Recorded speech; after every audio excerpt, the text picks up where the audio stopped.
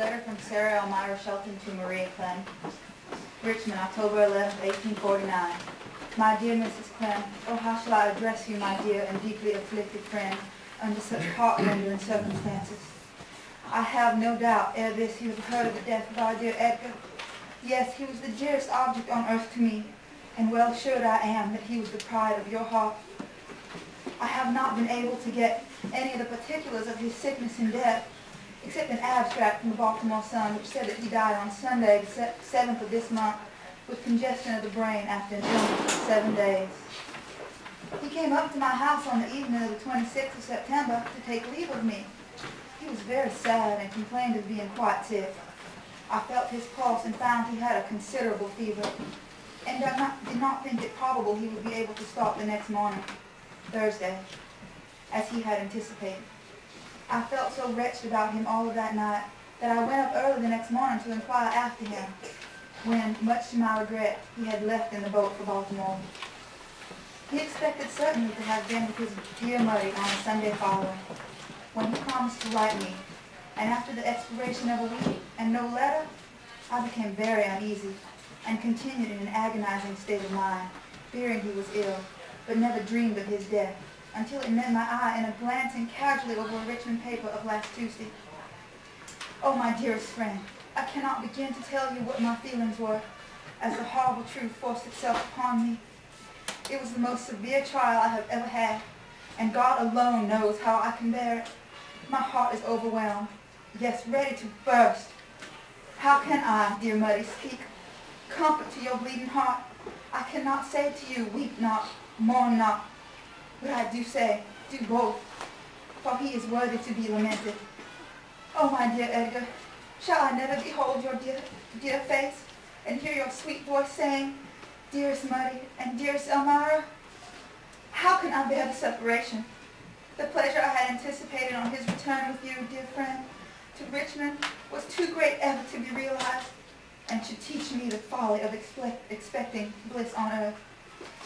If it will be any consolation to you, my dear friend, to know that there is one who feels for you all that is human can feel, then be assured that person is Elmira. Willingly I would fly to you if I could add to your comfort or take from your sorrows. I wrote you a few weeks ago. I hope you received the letter.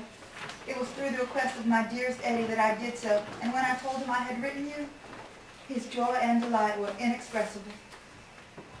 I hope you will write to me as soon as possible and let me hear from you, as I shall be anxious about you incessantly until I do. Farewell, my stricken friend, and may an all-wise and merciful God sustain and comfort us under this heartbreaking dispensation, is the fervent and hourly prayer of your afflicted and sympathizing friend, Elmira Shelton.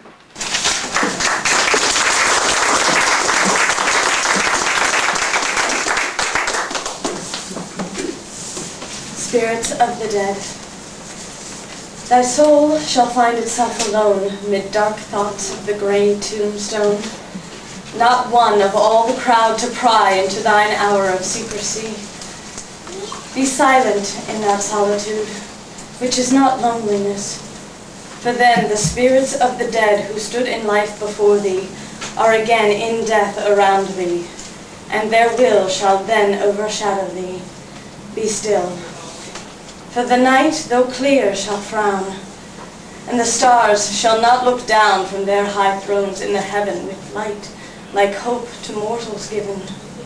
But their red orbs without beam to thy weariness shall seem as a burning and a fever, which would cling to thee forever. Now our thoughts thou shalt not banish, now our visions ne'er to vanish.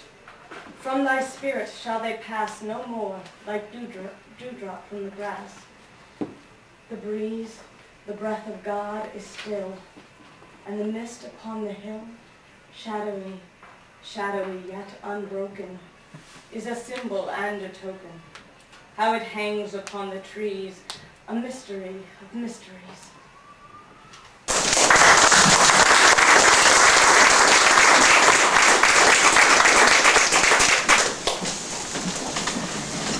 Colonel J. Alden Weston, eyewitness to Poe's funeral.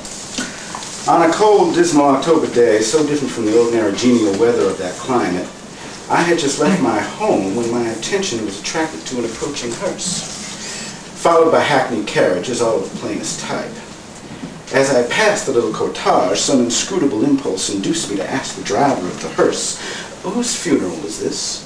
And to my intense surprise received for an answer Mr. Poe, the poet.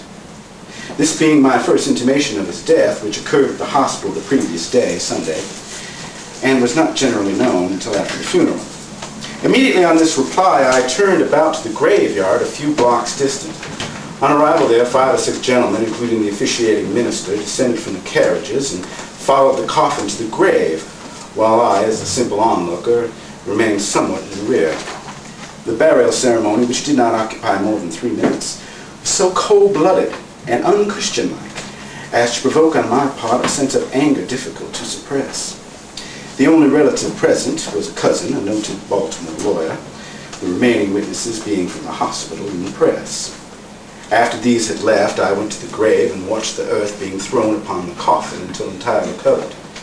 Then I passed on with a sad heart and the one consolation that I was the last person to see the coffin containing all that was mortal of Edgar Allan Poe. In justice to the people of Baltimore, I must say that if the funeral had been postponed for a single day, until the death was generally known, a far more imposing escort to the tomb, and one more worthy of the many admirers of the poet in the city, would have taken place, and attended from Virginia and elsewhere. Colonel J. Alden Weston, The Baltimore Sun, March 1909.